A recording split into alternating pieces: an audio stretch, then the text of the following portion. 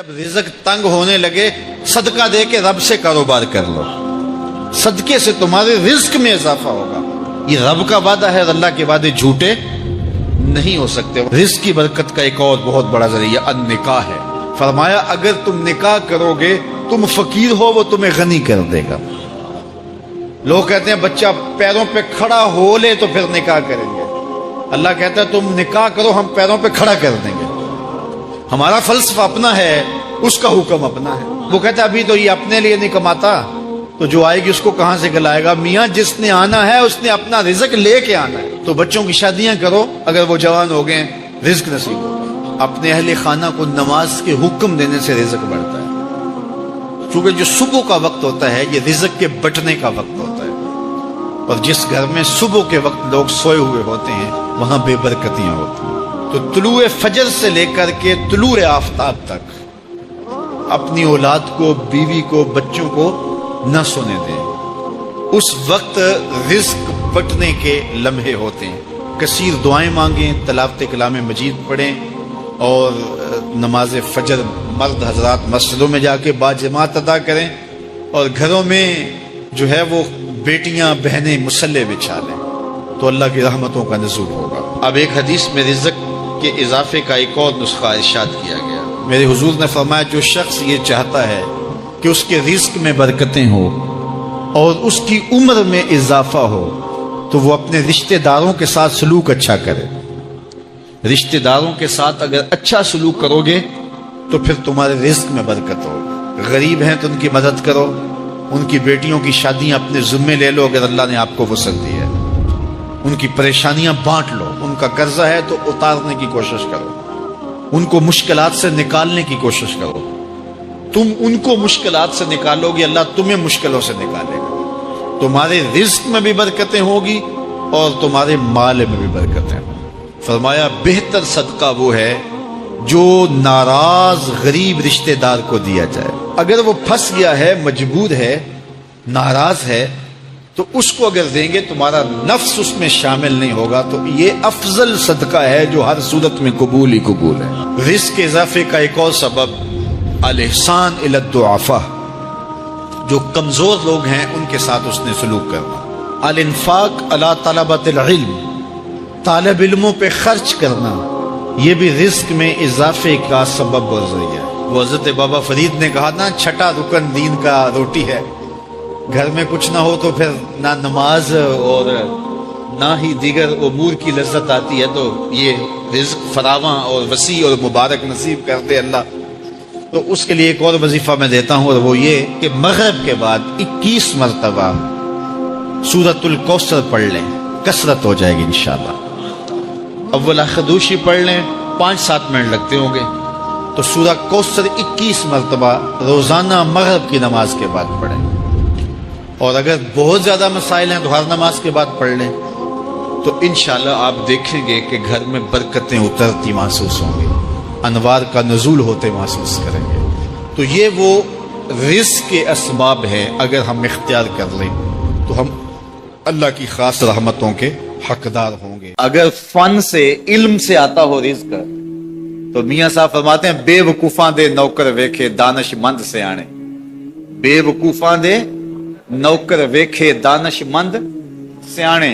انگوٹھا چھاپ شخص ہوتا ہے اور MBA جو ہے تعلیم کے حامل، اس کے منشی بیٹھے ہوئے ہوتے، تو پھر اگر علم سے کمال آتا ہوتا تو جو ہے وہ فن سے دولت ملتی ہوتی، تو پھر اس انگوٹھا چھاپ کو کیسے ملتی؟ اور یہ جو اتنا تعلیم یافتہ ہے، ماہر معاشیات ہے، یہ تو تنخواہ پہ کام کر رہا ہے، اور وہ جو ہے وہ دولت کا اسے حساب ہی نہیں ہے کہ کتنی ہے۔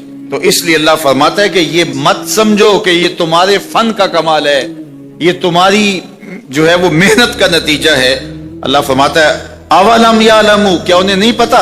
ان اللہ یبسط الرزق لمن یشاء، جس کو چاہتا ہے اس کے لیے رزق کے دروازے کھول دیتا ہے، وَيَقْدِرْ، اور جس کے لیے چاہتا ہے اس کے لیے رزق کو تنگ کر دیتا ہے۔ کئی لوگ کتنی محنت کرتے ہیں، نتیجہ زیرو، اور کچھ لوگ کچھ بھی نہیں کرتے، وہ مٹی کو ہاتھ لگائیں اور سونا ہو جائے، اور کئی سونے کو ہاتھ لگائیں تو مٹی ہو جائے۔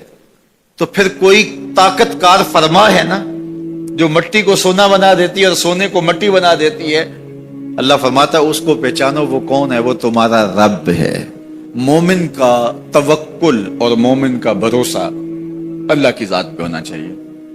जब हम अल्लाह की जात पे अपना मुकम्मल भरोसा, जिसे तवक्कुल कहते हैं, कायम कर लेंगे, तो मेरे और आपके आका और मौला ने इरशाद फरमाया कि अगर तुम अल्लाह पर तवक्कुल का जो हक है वो अदा कर दो, तो वो तुम्हें ऐसे रिस्क अता करे जैसे परिंदों को अता करता है। जब घर से निकलते हैं तो उस वक्त वो खाली पेट होते हैं, और जब वापस आते हैं तो कभी भी कोई जानवर भूखा वापस नहीं आया, और सबसे अच्छा खाते भी ये। हमारे इलाके में तो ज्यादा बागात नहीं है, अमरूद के बागात हमारे इलाके में पाए जाते हैं। तो अमरूद के बाग में जो अगर कोई देहात का शख्स हो या जिसका अमरूदों का बाग हो या अमरूदों के बाग में उसका आना जाना रहा हो, उससे पूछिए कि सबसे अच्छा फल अमरूद के पेड़ पे अच्छा दाना कौन सा होता है। कोई आपको कहे कि यार अमरूद तोड़ के लाओ, मीठा हो और जो है वो पका हुआ हो और जायकेदार हो, तो वो जाओ तोड़ के लाओ। तो कोई मुझे अगर कहे तो मैं जब अमरूद तोड़ के लाऊंगा तो कभी फीका नहीं होगा, मैं अमरूद तोड़ के लाऊंगा तो कभी बद जायका नहीं होगा। आप मुझे पूछें कि आपके पास क्या फन है, मेरे पास फन ये है कि मैंने अमरूदों के बागों में जो है वो बचपन गुजारा है, और मुझे पता है कि अच्छा और पक्का फल कौन सा होता है। देखो मैं आपको निशानी बता देता हूं। अब नई नस्ल उन्होंने तो नहीं देखा, आप बाग में जाएं और शाखों से लटके हुए अमरूद देखें। जिस अमरूद को तोते ने खा के छोड़ा हो उसको आप तोड़ लें, मीठा भी होगा, जायकेदार भी होगा, एक्सपोर्ट क्वालिटी से भी बेहतर होगा।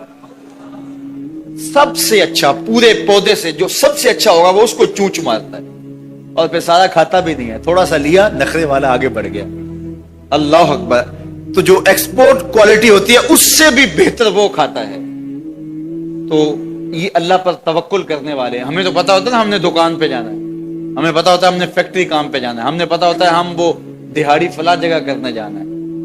उन्होंने कहीं उनका कोई ऐसा ठिया नहीं होता कि वहां जाना है। बन तवक्कुल पंछी उड़ दे, बन तवक्कुल पंछी उड़ दे, खर्च न पल्ले जेरा हूं, खर्च न पल्ले, कोई रासुल माल भी नहीं होता कि ये लगाएंगे फिर इस पे इतने पैसे आएंगे, असल हमारे होंगे, इतना नफा होगा, ऐसा नहीं है। घर से निकलते हैं तो खाली पेट होते हैं और जब वापस आते हैं तो पेट भरे हुए होते हैं। मेरे और आपके आका और मौला ने कहा, मुझे पूरा यकीन है इस पे और आपको भी पूरा यकीन होना चाहिए, इंशाल्लाह होगा, कि मेरे हुजूर ने फरमाया कि अल्लाह पर जो तवक्कुल है वो हक अदा करो, फिर वो तुम्हें ऐसे रिस्क देगा जैसे परिंदों को देता है, तुम्हें परिंदों को देता है। एक्सपोर्ट क्वालिटी, मन कान लिल्लाह कान अल्लाहु लहू, फरमाया तुम उसके हो जाओ वो तुम्हारा हो जाएगा। अल्लाह ने तुम्हें पैसे दिए हैं, नई गाड़ी तुमने खरीदी है, छोटे बच्चे का जूता क्यों बांध दिया आगे तुमने?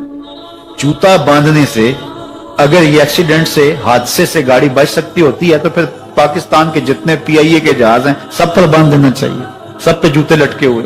अजीब तुमने फलसफा तराशा, किसी ने जो है वो काली रंग की पट्टी बांध दी नीचे जिससे इसको नजर नहीं लगेगी। घोड़े के पांव के नीचे जो खुरी लगी हुई होती है, कुछ लोगों ने अपने घरों में वो बांधी हुई होती है कि इससे हमारे घर के अंदर कोई मुसीबत नहीं आएगी, कोई तकलीफ नहीं आएगी। किसी ने हंडिया अपने घर के ऊपर उल्टी रखी हुई होती है, ये हंडिया बचा लेगी, और मियां हंडिया क्या बचाएगी तुझे?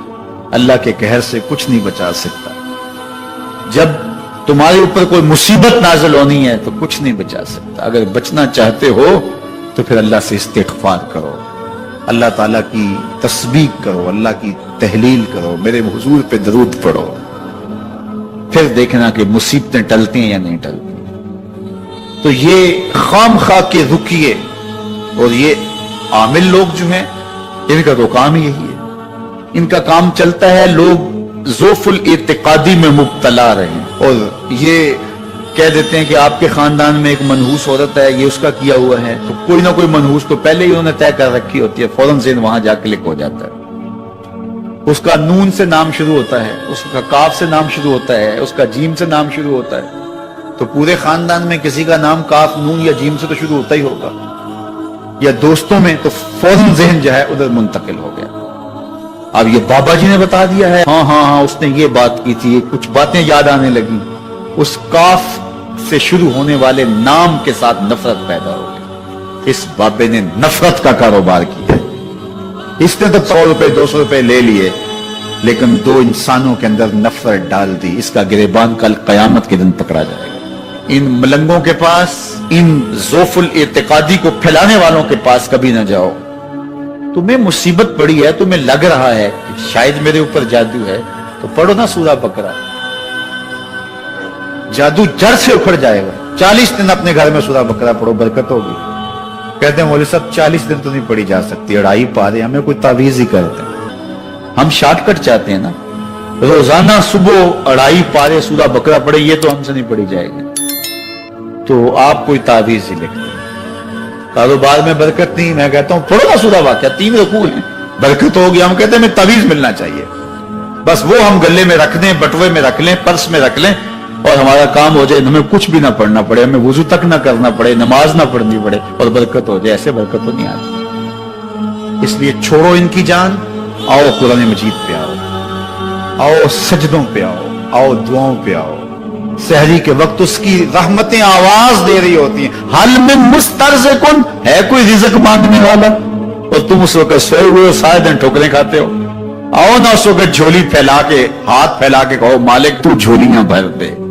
تو پھر دیکھنا، میرا بیٹا سالم مشرکین کی قید میں ہے اور میں فاقوں کی حالت میں ہوں، تو فرمایا آل محمد کے پاس ایک سیر جو ہیں، بس اس کے علاوہ ہمارے پاس بھی کھانے کے لیے دنیاوی اسباب نہیں ہیں۔ کہا صبر کرو اور اللہ سے ڈرو، اور لا حول ولا قوت الا باللہ کثرت کے ساتھ پڑھو۔ یہ ایسا وظیفہ ہے، ایک حدیث پاک میں آتا ہے کہ یہ 99 بیماریوں کا علاج ہے، اس میں سب سے کم درجے کی بیماری ہم اور غم ہے۔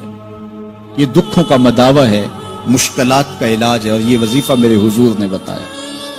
حضرت ابو ذر غفاری رضی اللہ تعالیٰ عنہ کو حضور نے 5 چیزیں بتائی تھی، ان میں سے 5ویں چیز یہ تھی کہ ابو ذر کثرت کے ساتھ لا حول ولا قوت الا باللہ پڑھا کرو۔ فرمایا عرش الہی کے نیچے ایک خاص خزانہ ہے، یہ وظیفہ وہاں سے آیا ہے۔ یہ زندگی میں معمول بنا لو، جب پھنس جاؤ، مشکلات میں آ جاؤ، تو لا حول ولا قوت الا باللہ پڑھو، اللہ راستے کھولے گا۔ تو حضور نے 3 چیزیں فرمائی، اللہ سے ڈرو، صبر کرو، اور کثرت کے ساتھ لا حول ولا قوت الا باللہ پڑھو۔ وہ فرماتے ہیں کہ میں یہ عمل شروع کیا، ابھی گھر میں بیٹھا ہی تھا کہ دروازے پہ دستک ہوئی، تو میں اٹھا کہ دروازہ کھولوں دیکھوں کہ کون ہے، تو دروازہ کھولا، دیکھا میرا بیٹا کھڑا ہے اور اس کے پیچھے 100 اونٹ کھڑے ہیں۔ تو میں نے کہا کہ تم اور یہ اونٹ؟ کہا مجھے موقع لگ گیا، میں ان کی قید سے بھاگ آیا۔ وَيَرْزُقْهُ مِنْ حَيْثُ لَا يَحْتَسِبُ، وہ تمہیں وہاں سے رزق دے گا جہاں سے تمہیں گمان بھی نہیں۔ اس کے ہو کے تو دیکھو، اللہ اکبر، اللہ کے ہو جاؤ تو پھر وہ تمہاری ضرورتوں کا کفیل ہو جائے۔ فرمایا حضرت عبداللہ ابن مسعود رضی اللہ تعالیٰ عنہ نے کہ کسی شخص کو فقر و فاقہ آ جائے تو وہ لوگوں کو بتائے کہ میں آج کل بڑے مشکل حالات میں ہوں، ہر وقت لوگوں کو بتاتا رہے، تو اس کی مشکل بڑھے گی، اس کی مشکلیں آسان نہیں ہوں گی اس طرح۔ اور اگر وہ اپنی اس مشکل کو کسی سے شیئر نہ کرے، بلکہ مصلی بچھا کے اپنے رب سے کہے کہ مالک فقر و فاقہ آ گیا ہے اور اس کا علاج تیرے پاس ہے، اس مرض کا مداوع تیرے پاس ہے۔ حضرت عبداللہ ابن مسعود فرماتے ہیں کہ رسول کریم نے فرمایا جلد یا بدیر اللہ اس کو مالا مال فرما دے۔ یہ بھی کبھی کر کے دیکھو، مشکل آ جائے، فاقہ آ جائے۔ اور قرآن مجید کا دل سورہ یاسین ہے، جس نے 1 مرتبہ سورہ یاسین کی تلاوت کی، اللہ 10 مرتبہ قرآن پڑھنے کا ثواب عطا کرے۔ اور کتنا بڑا اجر ہے، آپ 1 سال میں بھی شاید 10 قرآن مجید نہ ختم کر سکے، اور سورہ یاسین پڑھیں تو 10 مرتبہ قرآن مجید پڑھنے کا ثواب نصیب ہوگا۔ تو اپنی صبح کا آغاز سورہ یاسین سے کیا کریں، نماز فجر کے بعد اشراق تک سورہ یاسین پڑھ لیا کریں۔ سورہ یاسین اگر آپ پڑھ کے اپنے دن کا آغاز کرتے ہیں، آپ کا سارا دن خیر سے گزرے گا۔ اس دن اگر کاروبار کریں گے تو برکت ہوگی، اس دن بہت ساری بیماریوں سے، آفات و بلیات ارضیہ و سماویہ سے بچے رہیں گے، لوگوں کے شر سے، حادثات سے محفوظ رہیں گے۔ میرے حضور نے ارشاد فرمایا، قرآن مجید میں ایک سورت ہے جس کی 30 آیات ہیں، اگر کوئی شخص اس کی تلاوت کرتا ہے تو وہ سورت پڑھنے والے کی شفاعت کرتی ہے، اور اتنی بار شفاعت کرتی ہے کہ اس کو بخشوا کے چھوڑتی ہے۔ وہ سورت کون سی ہے؟ وَهِيَ تَبَارَكَ الَّذِي بِيَدِهِ الْمُلْكُ، یہ سورت الملک ہے، 30 آیتیں ہیں۔ جو شخص اس کی تلاوت کرے، یہ اتنی بار سفارش اللہ کی بارگاہ میں کرتی ہے کہ اپنے پڑھنے والے کو بخشوا کے چھوڑتی ہے۔ تو اپنے دن کا آغاز سورہ یاسین سے کریں اور اپنی شب کا آغاز سورہ ملک سے کریں۔ سونے سے پہلے سورہ ملک کی تلاوت ضرور کر لیں، انشاءاللہ اس سے رات برکت سے گزرے گی۔ جس نے ایک دن میں 100 مرتبہ سبحان اللہ و بحمدہ پڑھا، کتنی مرتبہ؟ 100 مرتبہ کیا پڑھا؟ سبحان اللہ و بحمدہ، فرمایا کہ اس کے گناہ سمندر کی جھاگ کے برابر بھی ہوں تو اللہ معاف فرما دے گا۔ تو یہ اپنے وظائف میں شامل کر لیجئے، سبحان اللہ و بحمدہ۔ اور حدیث بخاری ہے کہ 2 کلمے ایسے ہیں جو اللہ کو محبوب ہیں اور زبان پر مشکل نہیں، زبان پر بڑے آسان ہیں، اور جب میزان پہ رکھے جائیں گے تو پلڑے کو جھکا دیں گے، بڑے بھاری ہیں میزان پہ۔ وہ 2 کلمے یہی ہیں، سبحان اللہ و بحمدہ، سبحان اللہ العظیم۔ تو اگر اس کو 100 مرتبہ روزانہ پڑھے تو سمندر کی جھاگ کے برابر بھی گناہ ہو تو اللہ معاف فرما دیتا ہے۔ اللہ فرماتا ہے ما یفعل اللہ بعذابکم، وہ تمہیں عذاب دے کے کیا کرے گا؟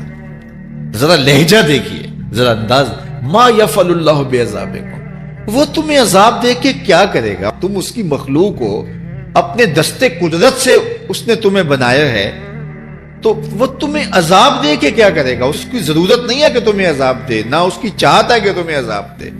کوئی خود چھلانگے لگائے تو اس کی مرضی۔ فرمایا کہ ما یفعل اللہ بعذابکم، وہ تمہیں عذاب دے کے کیا کرے گا؟ ان شکرتم وآمنتم، اگر تم شکر ادا کرو اور ایمان لاؤ تو وہ تو قدردان ہے جو کوئی اس کا شکر کرتا ہے اور جو اس پر ایمان لاتا ہے۔ تو اللہ اس کے لیے عذاب نہیں رکھا، اس کے لیے رحمتیں رکھی ہوئی ہیں۔ تمہیں دستے قدرت سے بنایا ہے اور وہ تمہیں خوش دیکھنا چاہتا ہے، تمہیں خوشحال دیکھنا چاہتا ہے، تمہیں سرشار دیکھنا چاہتا ہے، تمہیں نہال دیکھنا چاہتا ہے، تمہاری زندگی کو خوشگوار دیکھنا چاہتا ہے۔ تم نے اپنے آپ کو خود اپنے اعمال کی وجہ سے مصیبتوں میں ڈالا ہے، تو کہا شکر کرنے کی عادت ڈال لو، دیکھنا پھر اللہ تعالیٰ جل شانہ کی رحمتیں تمہارے اوپر کس طرح اترتی ہیں، اس کی نوازشیں تمہارے اوپر کیسے برستی ہیں۔ توکل اگر ہم سیکھ جائیں تو توکل ایک ایسی دولت ہے کہ جو خوشحال زندگی کی ضمانت بنتی۔ جب ہم اللہ پر توکل نہیں کرتے اور ہم سمجھتے ہیں یہ سب کچھ ہماری محنت کا نتیجہ ہی ہوگا، اور نتیجہ جب نہیں آتا تو پھر ہم بے چین مضطرب ہو جاتے ہیں۔ اور جب ہم اس پہ توکل کر لیں تو پھر ہمارا صرف اتنا ہی کام ہے کہ میاں ہم یہ کام کر رہے ہیں، بس یہ حکم، ہم بیج بو رہے ہیں، بس یہ حکم ہے اور بو رہے ہیں، باقی اس پہ بھروسہ ہے، یہ کام اس کا ہے کہ اس نے اس کو اگانا ہے، اس کے اوپر پھل لگانے ہیں۔ تو جب اس پہ توکل ہو جائے تو بندہ سوکھا رہتا ہے، ورنہ بندہ مشکل میں مبتلا ہو جاتا ہے۔ بسا اوقات ایسا ہوتا ہے کہ بندہ ایک منصوبہ تیار کرتا ہے، اس کا عملی نتیجہ اس کو سامنے نظر آ رہا ہوتا ہے، لیکن نتیجہ بالکل الٹ جاتا ہے۔ سید علی المرتضیٰ فرماتے ہیں میں نے اپنے ارادوں کی شکست سے ہی اپنے رب کو پہچانا ہے، کہ میں ایک منصوبہ تراشتا ہوں کہ یہ اور یوں ہوگا اور وہ ہونا چاہیے، لیکن نتیجہ وہ نہیں آتا، تو کوئی طاقت ہے اس کا جو نتیجہ بدل دیتی ہے۔ تو بندہ اس طاقت پہ یقین کرتے، اس پہ توکل کر کے جو ہے وہ اس پہ بھروسہ کر لے تو زندگی سوکھی ہو جاتی ہے۔ مغرب میں جو اللہ پر یقین نہیں رکھتے وہ خودکشی کر لیتے ہیں کہ یہ کیوں ہو گیا، ایسا نہیں ہونا چاہیے تھا، لیکن ہم خودکشی اس لیے نہیں کرتے، ہم کہتے ہیں میرا رب جس طرح چاہے اس طرح ہی ہوتا ہے، جو اس نے طے کیا ہوا ہے وہ کر کے رہتا ہے۔ اس لیے تم اس پہ توکل کر لو اور اس پہ بھروسہ کرو۔ حضور علیہ الصلوۃ والسلام نے فرمایا لو انکم توکلون علی اللہ حق توکلہ، اللہ پر توکل کرنے کا جو حق ہے اگر تم وہ ادا کر دے تو فرمایا اللہ تمہیں ایسے رزق عطا کرے جیسے پرندوں کو عطا کرے۔ ہمارا تو کاروبار ہے، یہ فیکٹری ہے، یہ دکان ہے، یہ ہماری نوکری ہے، ہم نے یہاں سے کمائی کرنی ہے. پرندوں کا کوئی کاروبار نہیں ہوتا, کوئی نوکری نہیں ہوتی, کوئی ٹھیا, کوئی اڈا نہیں ہوتا جہاں جا کے انہوں نے رزق کے لیے کوئی آغاز کرنا ہوتا ہے. بلکہ حضور نے فرمایا تغدو خماسا وتروح بطانا, جب وہ صبح گھر سے نکلتے ہیں تو خالی پیٹ نکلتے ہیں اور انہیں کوئی اپنی منزل کا تعین نہیں ہوتا, جدھر خیال آیا اڑ گئے ادھر. لیکن کبھی ایسا نہیں ہوا کہ شام کو خالی پیٹ واپس آئے ہوں. کہا وہ پیٹ بھر کے آتے ہیں. باہو بولے بن توکل پنچھی اڑ دے, خرچ نہ پلے زیرا ہو. جب گھر سے اڑتے ہیں تو ان کے پلے نہ کوئی خرچ ہوتا ہے, نہ راس المال ہوتا ہے, نہ کوئی اوزار ہوتے ہیں, نہ کوئی ہتھیار ہوتے ہیں, کچھ بھی نہیں ہوتا. یوں ہی گھر سے نکلتے ہیں, کبھی بھی خالی پیٹ نہیں آئے. فرمایا اگر اللہ پہ پرندے توکل کر لیں تو اللہ اسے بھی عطا کرتا ہے, تم توکل کرو گے تو تمہیں عطا نہیں کرے گا. اور یہ بات پکی ہے کہ آپ جب راہ خدا میں دیتے ہیں تو آپ کے رزق میں, مال میں کبھی کمی نہیں آتی. اللہ کے محبوب نے 3 چیزیں قسم کر کے کہی. حضور نے کچھ چیزیں ارشاد فرمائی تو ان میں سے 3 چیزوں کے بارے میں فرمایا کہ یہ تو میں اللہ کی قسم کر کے تمہیں کہتا ہوں. اور ان میں سے ایک شے یہ کہ ما نقص مال عبد من صدقہ. فرمایا میں اللہ کی قسم اٹھا کے کہتا ہوں کہ صدقے سے مال کم نہیں ہوتا. تمہارا کیلکولیٹر حساب یہی بتاتا ہے کہ جو ہے وہ کم ہو گئے. 100 میں سے 10 دے دیے تو باقی 90 رہ گئے. آپ کا اکاؤنٹنٹ بھی آپ کو یہ بتاتا ہے کہ اتنے لاکھ میں سے اتنے ہزار دے دیے, باقی اتنے رہ گئے.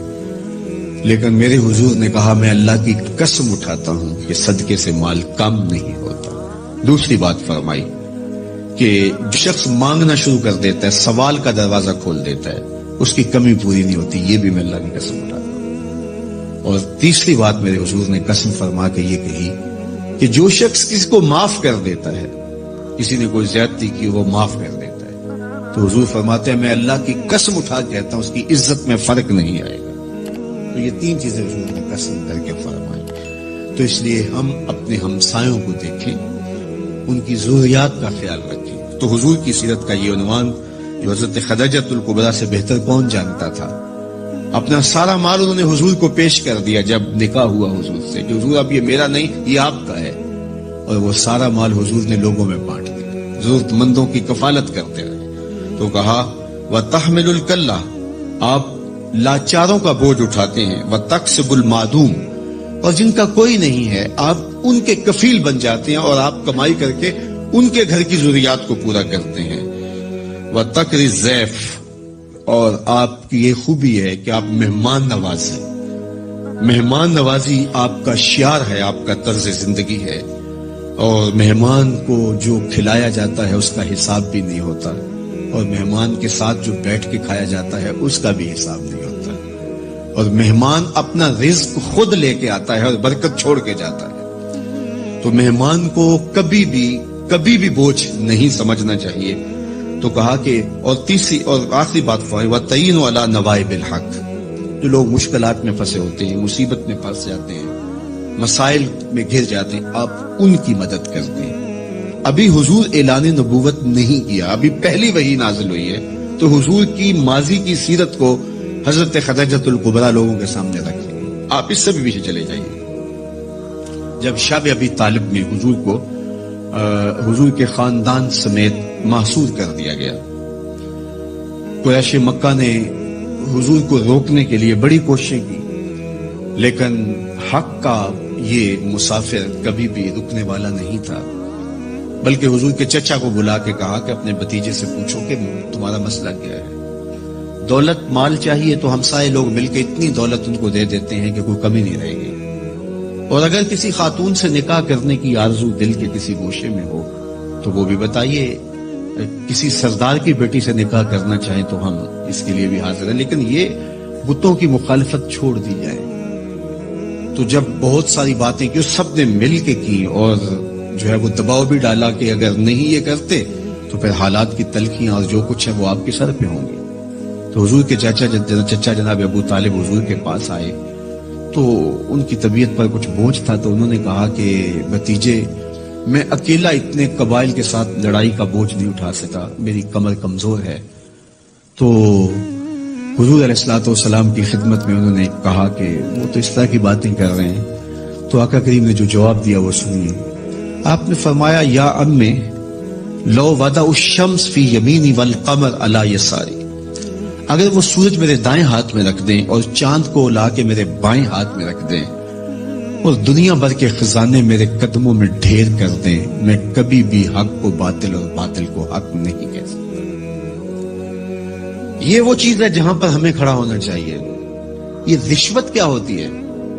ہم اداروں میں افسر بن کے بیٹھتے ہیں اور ہم کسی ذمہ دار منصب پہ بیٹھتے ہیں تو ہمیں چند ٹگوں سے کوئی خرید لیتا ہے، ہمارا ضمیر پھر کہاں ہوتا ہے؟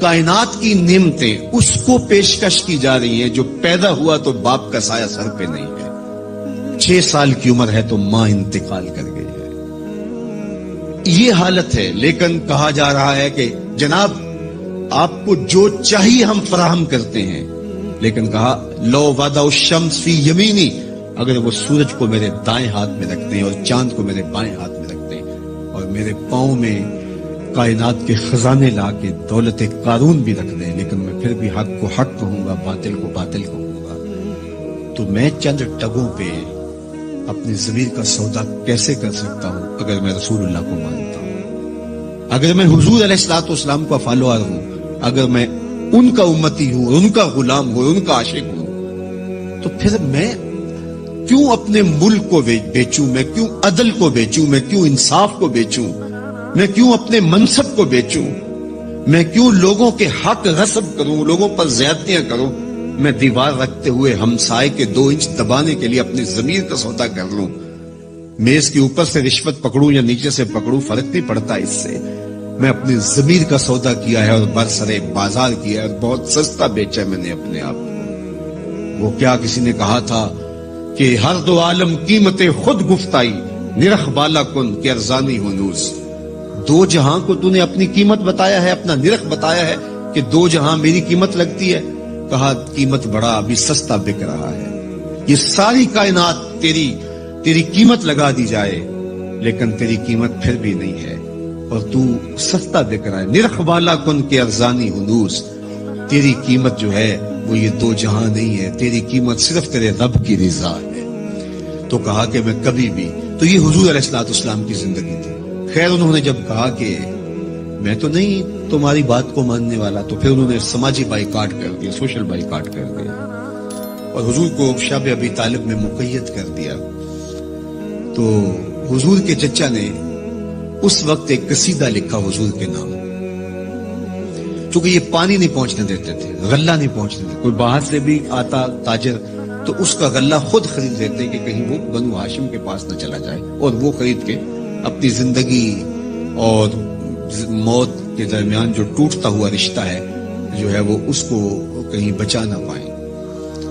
تو حضور کے چچا نے ایک ماضی کا واقعہ قریش کو یاد دلایا اس قصیدے میں۔ ہوا اس طرح کہ حضور کی عمر تھی کوئی 9 سال یا 8 سال کہ مکے میں قحط پڑ گیا، تو حضور کے چچا کے پاس لوگ آئے کہ قحط پڑ گیا ہے اور آپ اولاد اسماعیل سے ہیں، تو اللہ کی بارگاہ میں دعا کیجئے کوئی بارش کے آثار پیدا ہوں اور کوئی سبزہ پیدا ہو۔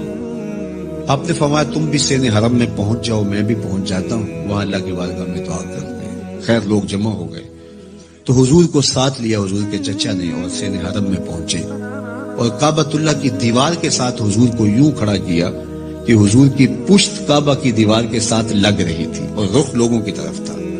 تو جب یوں حضور کھڑے ہو گئے تو حضور کے چچا نے ایسے ہاتھ پھیلا کے کہا اے اللہ اس بری رنگت والے کے صدقے بارش نازل کر دے۔ راوی کہتا ہے ابن عساکر نے لکھا ہے، باقی لوگوں نے بھی لکھا ہے کہ ابھی جو ہے وہ لوگ گھروں کو نہیں پہنچے تھے کہ چھم چھم می برسنے لگا اور لوگ بھیگ کے گھروں کو گئے اور اتنا سبزہ ہوا کہ لوگ خوشحال ہو گئے۔ تو آج جب حضور علیہ السلام اور حضور کے خاندان کو شب ابی طالب میں مقید کر دیا گیا تو کچھ پہنچنے بھی نہ دیا جاتا، تو حضور کے چچا نے یہ پرانا واقعہ قریش کو یاد دلاتے ہوئے کہا وَأَبْيَضُ يُسْتَسْقَى الْغَمَامُ بِوَجْهِهِ سِمَالُ الْيَتَامَى عِصْمَةٌ لِلْأَرَامِلِ، آج تم پانی نہیں پہنچنے دیتے، غلہ نہیں آنے دیتے، وہ واقعہ بھول گئے ہو جب قحط پڑا تھا اور نہ بارش برستی تھی نہ سبزہ اگ رہا تھا، جانوروں کی چھاتیاں بھی سوکھ گئی تھی، دودھ بھی نہیں مل رہا تھا، यही मेरा वो गोरी रंगत वाला भतीजा था जिसके चेहरे को देख के उमट के बादल आए थे। वहां दो लफ्ज गए, समालुल यतामा इस्मतुल लिल अरामल। ये मेरा वही भतीजा है जो यतीमों का सहारा है और बेवाओं का आसरा है। अब हुजूर जब खुद यतीम थे, यतीमी की उम्र बुलूगत से कबल होती है, तो यतीम होकर भी यतीम परवर थे, यतीम होकर भी यतीम परवर थे। और हुजूर बेवाओं के घरों में जाके उनका पानी भर आते। कर कर याद सज्जण नू खांदे,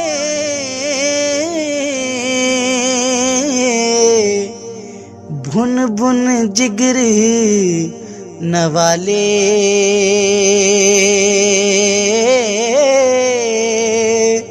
शरबत वांग प्यारे हथों,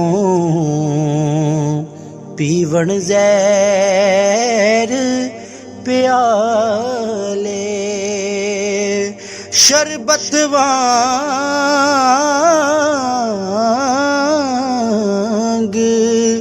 प्यारे हथों, पीवण ज़हर प्याले। ले